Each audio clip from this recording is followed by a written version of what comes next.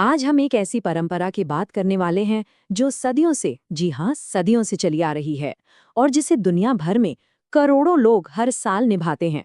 तो चलिए आज रमजान के इस 1400 साल पुराने रहस्य को समझने की कोशिश करते हैं।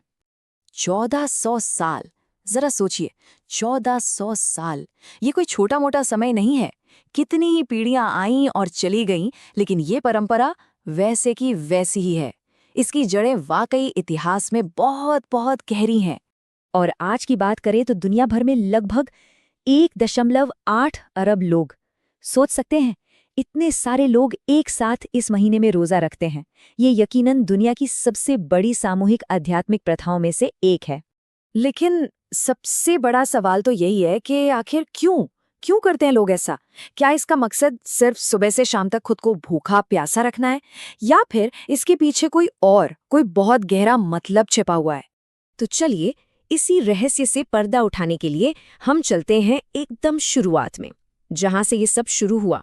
तो बात है 7वीं सदी की। सब कुछ शुरू हुआ साल 610 में, जब पैगंबर मोहम्मद पर अल्लाह का पहला संदेश, पहली वही नाजिल हुई। और उसके कुछ साल बाद 624 ईस्वी में मदीना में रोज़ा रखने का हुक्म दिया गया।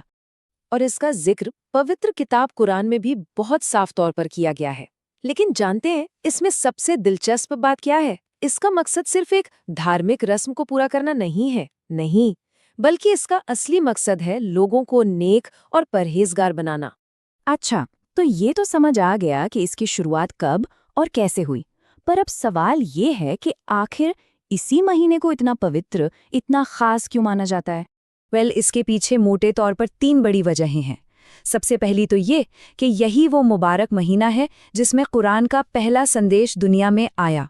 दूसरी वजह है इसमें आने वाली एक बहुत ही खास रात। और तीसरी वजह, इसे रहमतों और माफ़ी का महीना कहा जाता है। और वो जो खास रात की बात हो रही थी ना, वो है लैलतुल क़द्र, यानी शक्ति की रात। ये रमज़ान की आखिरी 10 रातों में से कोई एक रात होती है।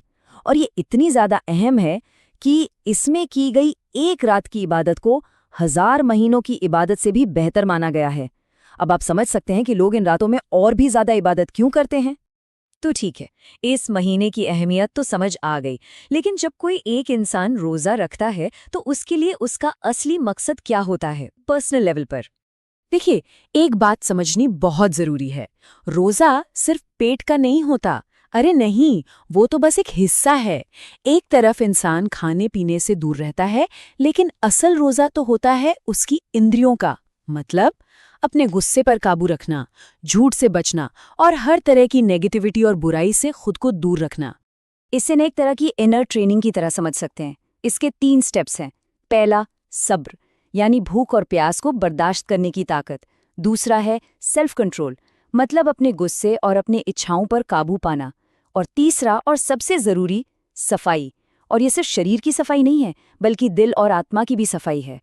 और इसका एक बहुत ही गहरा, एक बहुत ही मानवीय पहलू भी है। रोज़े का एक बड़ा मकसद ये भी है कि इंसान खुद भूखा रहकर उन गरीबों और ज़रूरतमंदों की भूख को महसूस कर सके, जिन्हें शायद हर रोज़ इस तकलीफ से गुजरना पड़ता है। ये एक तरह से हमदर्दी का सबक है। और सोचिए, जब यही अनुभव, यही ट्रेनिंग करोड़ों लोग एक साथ एक ही मकसद के लिए करते हैं, तब ये सिर्फ एक पर्सनल एक्सपीरियंस नहीं रह जाता, बल्कि ये दुनिया भर में एकता की, यूनिटी की एक जबरदस्त मिसाल बन जाता है। चाहे भारत हो या अमेरिका, अफ्रीका हो या सऊदी अरब, दुनिया के कोने कोने में करोड़ों लोग एक ही वक्त पर एक ही जैसा एहसास साझा कर रहे होते हैं। ये एक ऐसा कनेक्शन है जो देशों की सरहदों और अलग-अलग कल्चर से कहीं ऊपर उठकर सबको एक दूसरे से जोड़ देता है। और इस एकता के कई खूबसूरत प्रतीक भी हमें देखने को मिलते हैं। सुबह सूरज निकलने से पहले सब साथ में सहरी करते हैं, शाम को एक साथ मिलकर इफ्तार करते हैं, मस्जिदों में तरावी की खास नमाज होती है, और हाँ, ज़रूरतमंदों को ज़कात यानी चैरिटी दी जाती है। ये सब चीज़ें मिलकर एक बहुत मजबूत भाईचारे का एहसास कराती है। तो अगर हम इन सारी बातों को एक साथ जोड़कर देखें, तो ये सिर्फ एक धार्मिक रस्म नहीं रह जाती, ये उससे कहीं ज्यादा है। ये तो इंसानियत का एक मिशन लगता है। ये सिर्फ एक महीना नहीं है, बल्कि ये एक सालाना ट्रेनिंग है। किस चीज़ की ट्रेनिंग?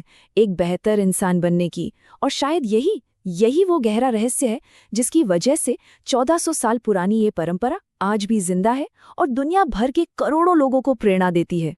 तो आखिर में एक सवाल रह जाता है, क्या वाकई एक महीना किसी इंसान को हमेशा के लिए बदल सकता है? शायद इसका जवाब इस पूरे अनुभव की गहराई में ही छिपा है।